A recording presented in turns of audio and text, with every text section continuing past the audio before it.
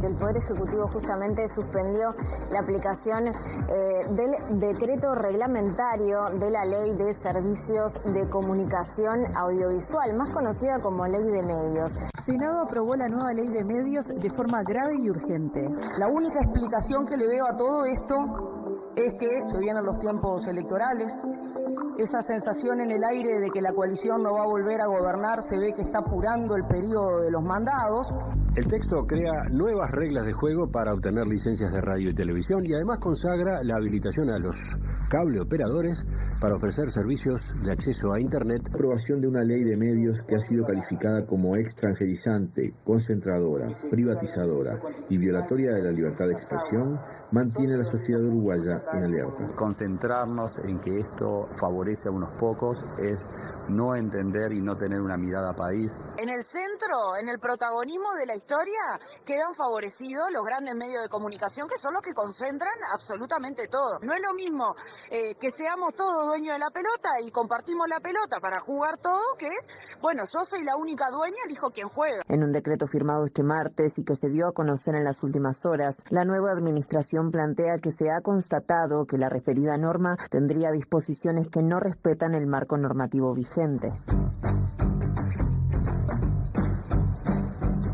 Y para hablar de este tema recibimos a Gustavo Gómez, que es el director ejecutivo de Observacom, el Observatorio Latinoamericano de Regulación, Medios y Convergencia. Gustavo, buenas noches. Buenas noches. Buenas noches, buenas noches. Primera lectura acerca de esta decisión que tomó el gobierno actual, que, aclaremos por las dudas, no es la derogación de la Ley de Servicios de Comunicación Audiovisual, es la suspensión de su reglamentación. Bueno, ¿por dónde empezamos? Decisión, a leer esto. Sí, decisión rápida, positiva, mínima, pero necesaria. ¿Por qué? La ley se aprobó a finales del año pasado, como bien hacía el TAPE, y es parte del marco de un Estado democrático. Cambian las mayorías, tienen nuevos legisladores que tienen otras ideas, lo cambian. Los reglamentos son para aplicar las leyes, y el reglamento no puede estar por encima de la ley. Así que es una cuestión, te diría, hasta republicana. Ese decreto no debería haber sido aprobado nunca, ni menos de apuro, ¿no? Quiero decir, en el decreto, ¿qué es lo que entiendo que está por encima de la ley? Exacto, hay cosas que la ley no dice. ¿Se atribuye la reglamentación poderes por encima de la ley que se había aprobado, por ejemplo? ¿En qué aspectos?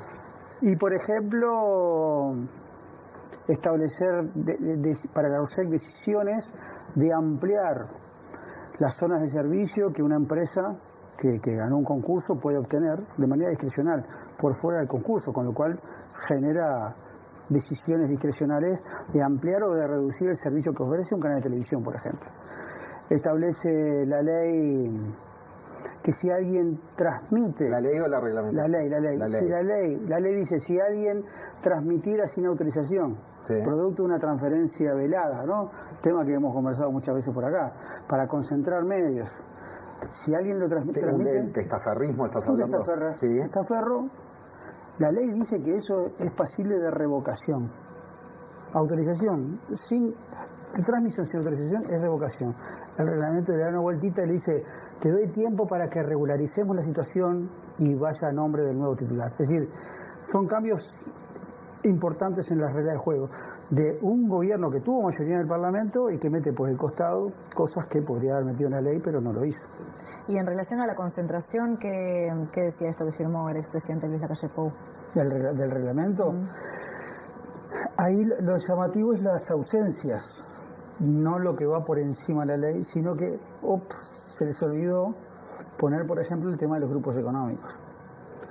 ¿Qué tendrían que haber puesto ahí, por ejemplo? O sea, la ley dice que nadie... ¿Se acuerdan que discutimos mucho la cantidad de medios que una persona, una empresa o un grupo económico puede tener? La discusión está sobre el tope. Pero bueno, es lo que aprobaron. No puede haber más de 8 en televisión por abonado. Contando personas que tengan a su nombre, contando empresas o contando grupos económicos. El reglamento debería instrumentar eso. Se les olvidó lo del grupo económico.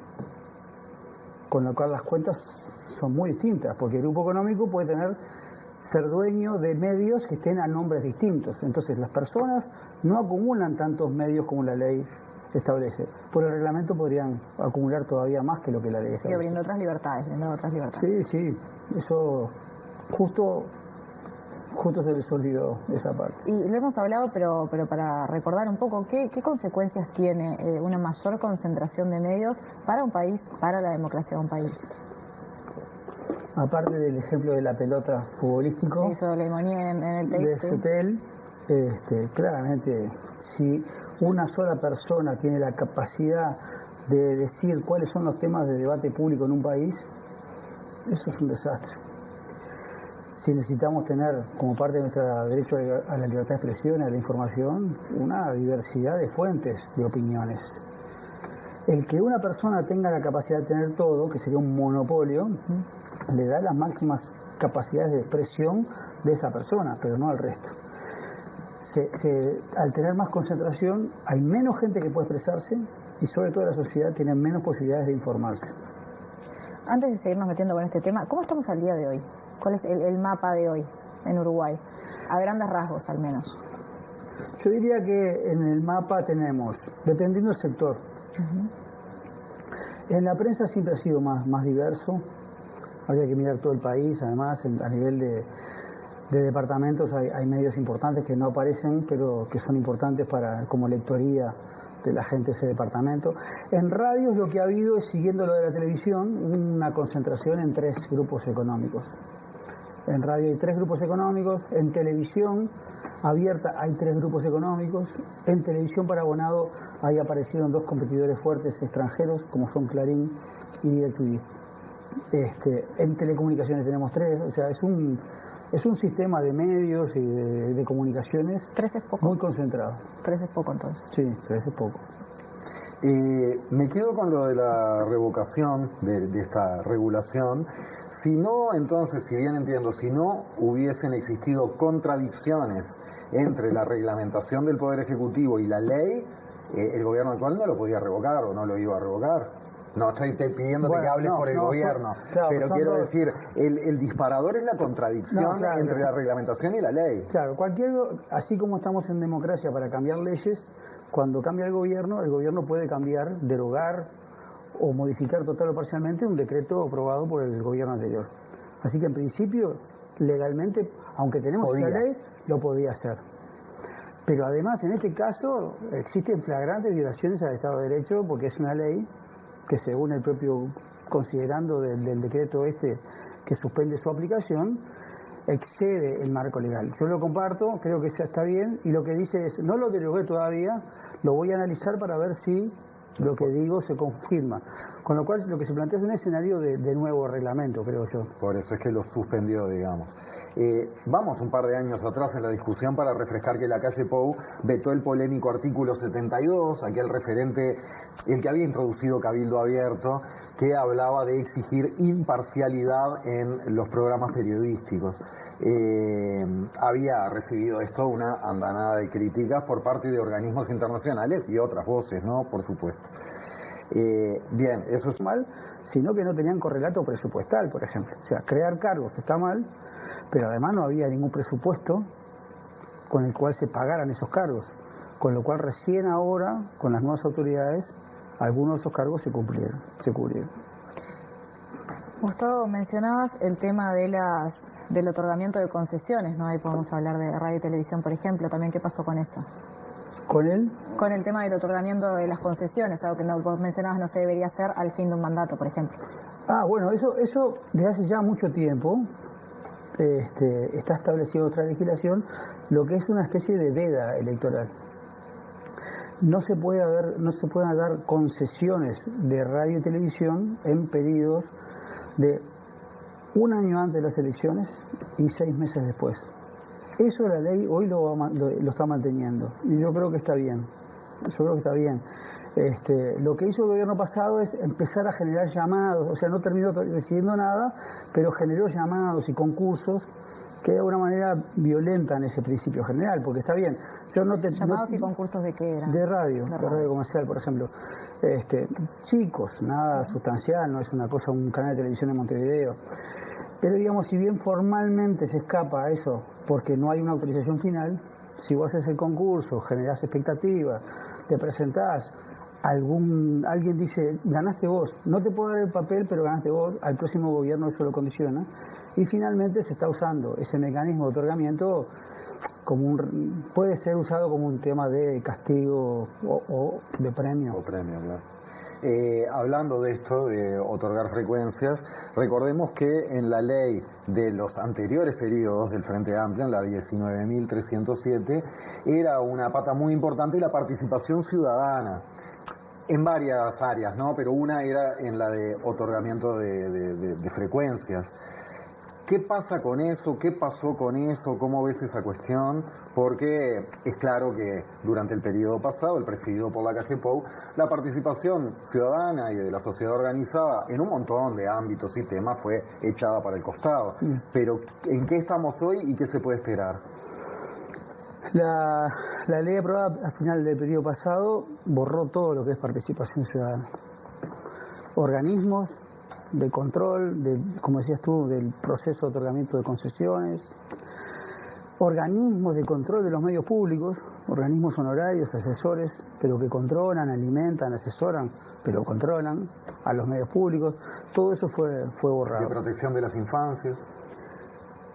Ese derecho se mantuvo y el organismo en realidad no debería cambiar.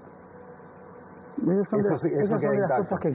son de las cosas que se lograron. Bien, pero eso está hecha la ley. Se dio el debate en su momento. Se dio el debate, se generó la ley, pero ¿qué pasa? Por ejemplo, en esto del reglamento que acabamos de hablar, no solo se les olvidó el grupo económico, se les olvidó reglamentar cómo se aplica la protección de los niños, niñas y adolescentes en la televisión. Esta es una tarea para un nuevo reglamento. Si el gobierno actual suspende ese decreto y se pone a hacer un nuevo reglamento, uno de los temas que se olvidaron de reglamentar es cómo se lleva a la práctica una protección a la niñez que, por suerte, fundamentalmente por los votos de Cabildo Abierto y Partido Colorado, se mantuvo en la ley. Pero todo lo que es transparencia, todo lo que es participación ciudadana, todo lo que es control, eso se eliminó. Y yo creo que son de las cosas que este gobierno debería claramente revisar, hasta para autocontrolarse. Fíjate, hay que pedirle a este gobierno que reponga, que reviva mecanismos para que se controle a sí mismo. Y eso en la ley habría que hacerlo, y eso modificando la ley. No podría ser a través de una reglamentación.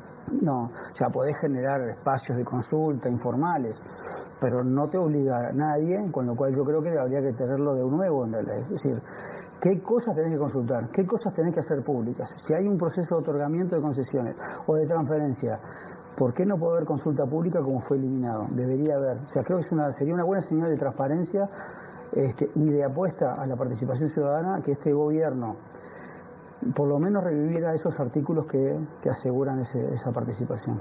Y mencionabas algunos de los temas que se olvidó el expresidente de Lacalle Pou en la reglamentación, como tú lo decís, estaba el tema de la concentración, hablábamos sobre los niños, niñas y adolescentes. ¿Qué otros temas importantes te parece que no estuvieron ahí? ¿Hay algún otro que vos digas, esto tampoco está acá plasmado? Yo te diría que hay algunas, fueron muy detallistas en algunas cosas, pero en otras es eso, yo creo que es el apuro, ¿viste? ¿Vieron en el tape, lo de Silvia Nane, respecto a la ley? Los apuros, eso es increíble, porque ese reglamento, más allá de los cuestionamientos que tenemos a lo que dice, fue hecho en 2 semanas, también express, sin informes técnicos, ni de la ORSEC, ni de la DINATEL, o sea, y en ese apuro metieron algunas cosas que querían meter, como yo digo, por la ventana, que son las que justifican la suspensión, algunas cosas que no estuvieron porque le faltó tiempo, porque le faltó consulta, porque le faltó hablar. Yo creo que hay cosas, por ejemplo, de producción nacional audiovisual.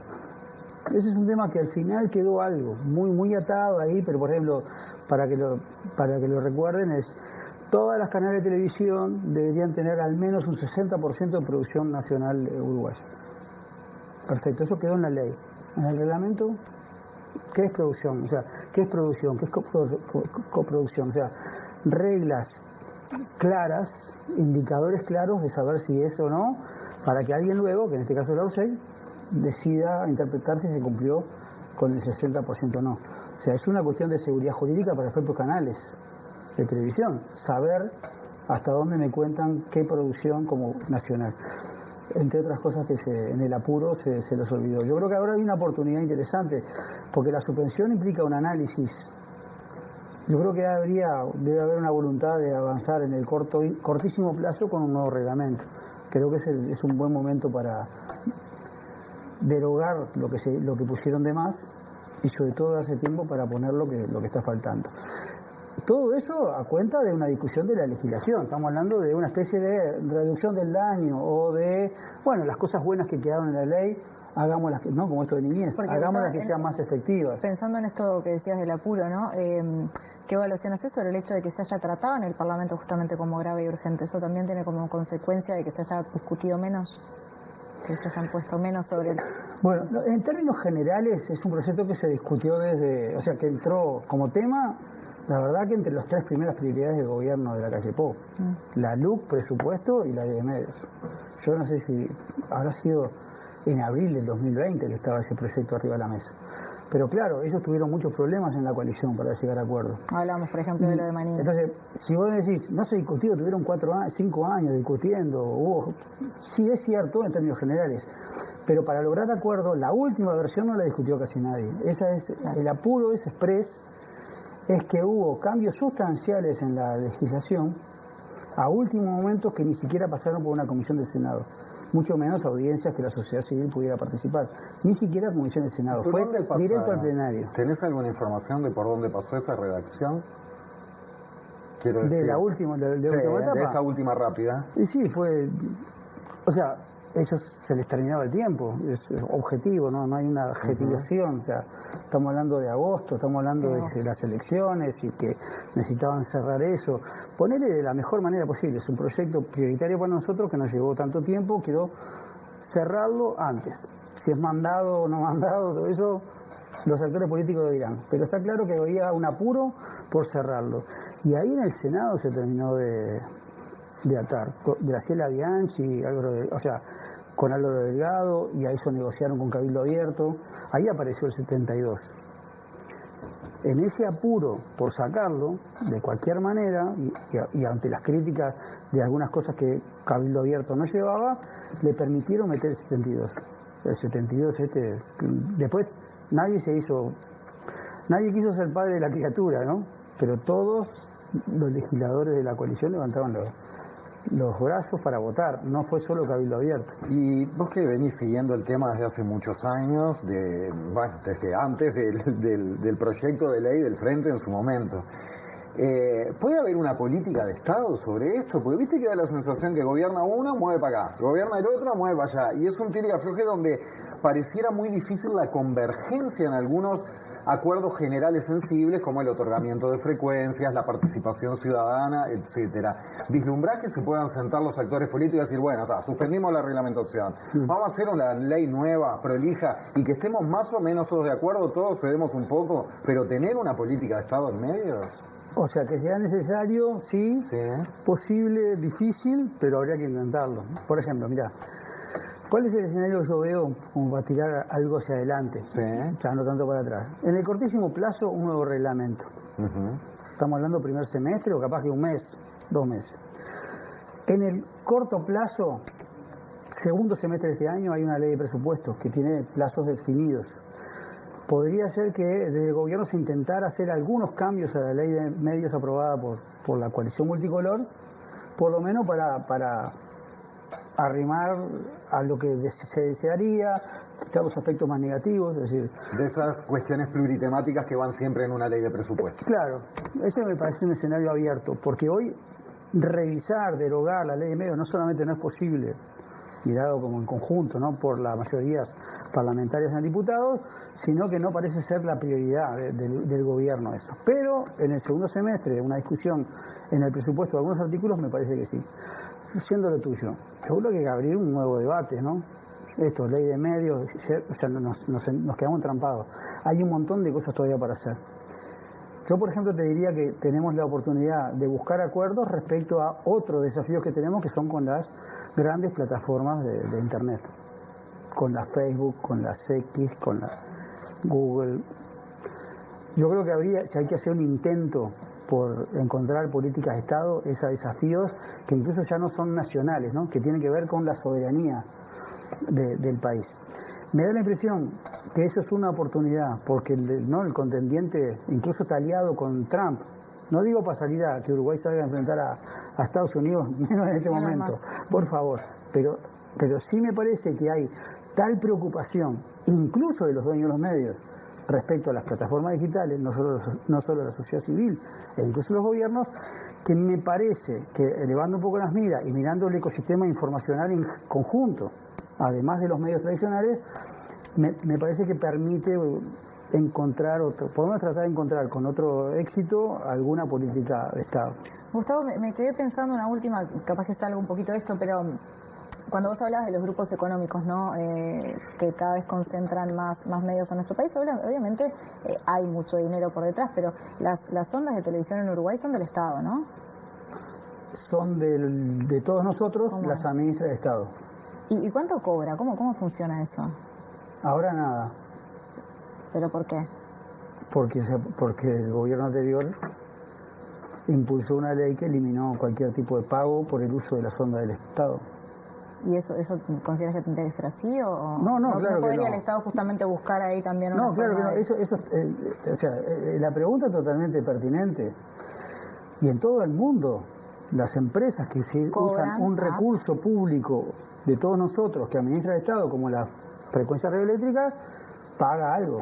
Nosotros teníamos en Uruguay, desde la ley del 2014, en la ley de medios, que pagaran por el uso del espectro.